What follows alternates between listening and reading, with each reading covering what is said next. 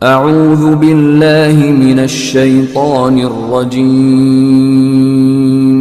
بسم اللہ الرحمن الرحیم۔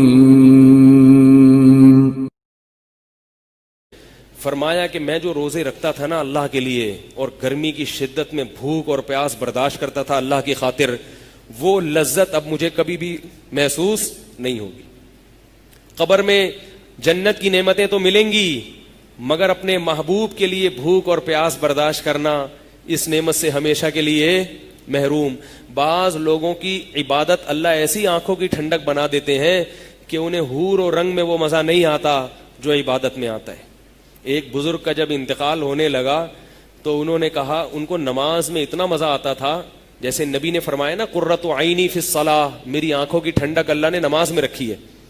ہم تو نماز پڑھتے مجاہدہ کر کے، نبی جو نماز پڑھتے تھے تو آپ کو تو دل لگتا تھا، اس میں آنکھوں کی ٹھنڈک تھی۔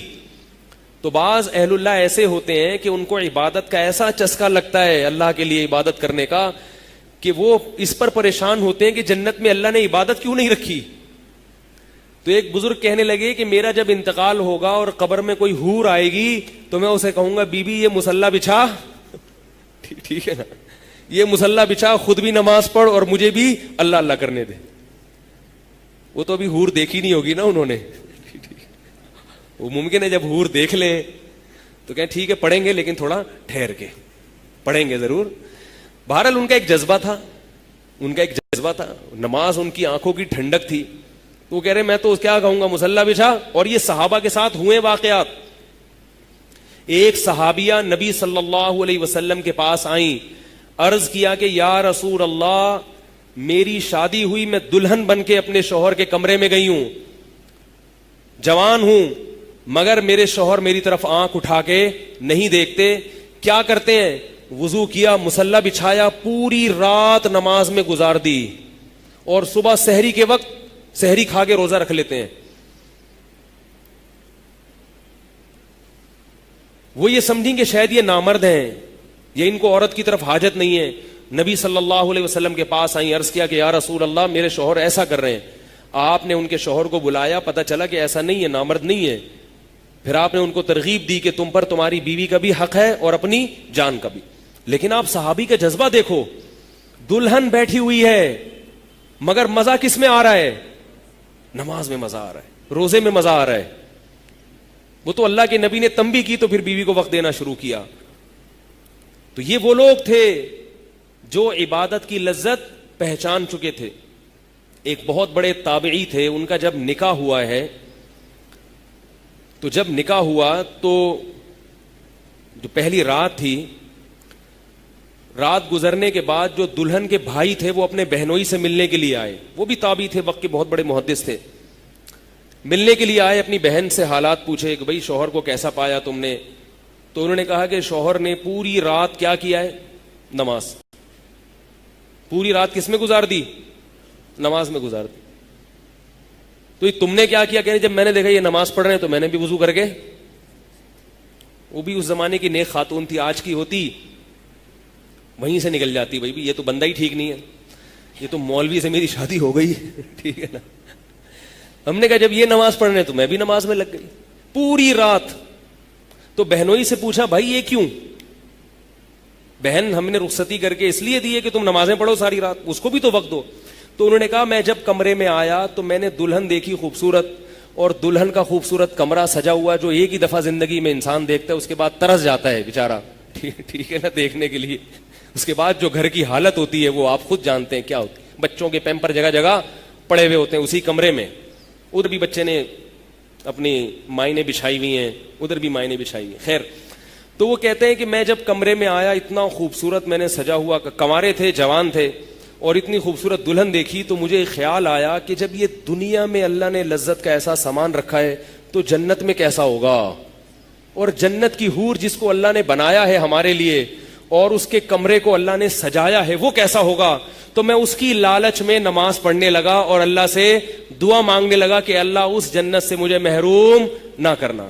میں نے کہا یہ تو کہیں بھاگی نہیں جا رہی ہے، یہ تو اپنی بیوی ادھر ہی رہے گی، پہلے اللہ سے وہ مانگ لو۔ تو ان کو پتا تھا کہ نماز میں ملتا کیا ہے، روزہ رکھنے سے ملتا کیا ہے، تو اس لیے ان کو نماز میں بھی مزہ آتا تھا اور روزے رکھنے میں بھی مزہ آتا تھا. ہمیں نماز, کیونکہ ہماری سب سے محبوب چیز ہے گٹکا, ہماری سب سے محبوب چیز ہے پان, ہماری سب سے محبوب چیز ہے چائے, ہماری سب سے محبوب چیز ہے تمباکو, سگریٹ. ہمیں روزے میں یہ چیزیں نہیں ملتی, لہذا دنیا کا ہر کام کر سکتے ہیں مگر روزہ نہیں رکھ سکتے. تو یار کیسے گزارو, نسوار کے بغیر کیسے میں چلوں گا سارا دن بھائی, گٹکے کے بغیر کیسے چلوں گا. جنت کی حوروں سے محرومی اور گٹکوں پہ اکتفا. تو بھائی ہمت کر لیں. کیا خیال ہے, پیر اور جمعرات کا روزہ اور ایام 20 کا, اور گھر میں سب کو رکھوائیں گے تو ماحول بن جائے گا, بیماریاں ختم ہوں گی. اور یاد رکھو روزہ رکھنے سے کبھی بھی صحت خراب نہیں ہوتی. کوئی ڈاکٹر اگر یہ کہتا ہے نا روزہ رکھو گے تو کمزور ہو جاؤ گے, اسے میرے پاس لائیں, اس ڈاکٹر کو آپ میرے پاس لائیں, میں اس کو اپنی زبان میں انشاءاللہ سمجھا دوں گا. ہمارے نبی نے کبھی ہمیں ایسی بات کا حکم نہیں دیا جو ہماری صحت کے لیے نقصان دہ ہو. ہاں بچوں کے لیے روزے رکھنا نقصان دہ ہے, کیونکہ بچوں کی گروتھ ہوتی ہے, ان کو خوراک چاہیے. کبھی کبھار ان کو رکھوا دیں, ان کو زیادہ روزے نہ رکھنے دیں. میں تو بچوں کو رمضان کے روزے نہیں رکھنے دیتا. اس گرمی میں 2 روزے رکھ لیے بس بہت ہے, پھر وہ جمعے رکھوا دیے عادت ڈالنے کے لیے. جب بالغ ہو جائے تو پھر ہے, کیونکہ وہ گروتھ کا ٹائم ہوتا ہے, اس میں پھر نقصان ہوتا ہے بچوں, اس لیے شریعت نے بچوں کو حکم بھی نہیں دیا. تو یہ تو وہ پیر اور جمعرات کا ہے. اور اسی طرح مہینے میں 3 روزے ہو گئے. باقی کیا کرنا ہے کہ اگر آپ کے لیے پیر اور جمعرات کا روزہ رکھنا مشکل ہے تو یہ کوئی لازم نہیں ہے, جب آسانی ہو اس دن رکھ لیں. ہفتے کو بھی بعض لوگ پیر جمعرات کو پکڑ کے بیٹھ جاتے ہیں. اب ان کو ہفتے کے دن مثال کے طور پر چھٹی ہوتی ہے آفس سے, اتوار کو چھٹی ہوتی ہے, روزہ رکھنا آسان ہے, لیکن وہ کہتے ہیں نہیں روزہ تو پیر کا سنت ہے, میں اتوار کو کیوں رکھوں. تو یہ بھی بدعت ہے.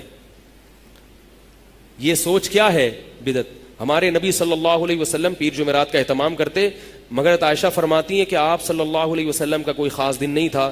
بعض دفعہ روزے رکھنے پہ آتے تو رکھتے چلے جاتے, چھوڑنے پر آتے تو چھوڑتے چلے جاتے. تو کوئی مخصوص دن نہیں ہے. پیر اور جمعرات کی وجہ سے روزہ مستقل چھوڑ دینا یہ غلط ہے. آپ کو جب آسانی ہو جمعے کے دن خاص کر دینا روزے کو, یہ غلط ہے. لیکن اگر جمعے کو آسانی ہے, جمعے کو اس لیے روزہ رکھنا کہ ثواب زیادہ ملے گا, یہ غلط ہے. جمعے کو روزے کا اضافی ثواب نہیں ہے. اسی طرح جمعے کی رات کو عبادت کا اضافی ثواب نہیں ہے. نبی صلی اللہ علیہ وسلم نے فرمایا کہ جمعے کے دن کو روزے کے ساتھ خاص مت کرو اور جمعے کی رات کو عبادت کے ساتھ خاص مت کرو. لیکن اگر کسی کو جمعے کی رات کو عبادت میں سہولت ہے تو وہ عبادت کرے, اس پہ پابندی نہیں ہے. جیسے شب جمعہ میں تبلیغ والے جاتے ہیں تو ساری رات گزارنا ہے مسجد میں, تو اب وہ عبادت کر سکتے ہیں اور اس میں انشاءاللہ ان کو ثواب ملے گا. اور جمعے کے دن اگر کسی کو روزہ رکھنا آسان ہے, چھٹی ہوتی ہے اس دن یا اور کسی وجہ سے, تو وہ جمعے کا بھی رکھ سکتا ہے. تو پیر جمعرات کو رکھنا مشکل ہے تو جس دن چاہیں رکھ لیں. خلاصہ یہ کہ ہفتے میں کم از کم 2 روزے, بولو نا بھائی, رکھ لو. اور مہینے میں 3. اور شوال میں نبی صلی اللہ علیہ وسلم نے 6 روزوں کا حکم دیا. اس میں شاید یہ حکمت ہے کہ ویسے تو ہر مہینے 3 کا حکم دیا, مگر شوال میں 6 کا اس لیے, شاید اس میں یہ حکمت ہو کہ رمضان میں جو روزوں کی عادت پڑ چکی ہے وہ ایک دم سے چھوٹ نہ جائے, وہ تھوڑی سی عادت برقرار رہے, شاید یہ حکمت ہو. تو اس کا فائدہ یہ ہوگا کہ بہت سی برائیوں سے بچ جائیں گے, نفس پہ کنٹرول کرنے کی صلاحیت پیدا ہوگی.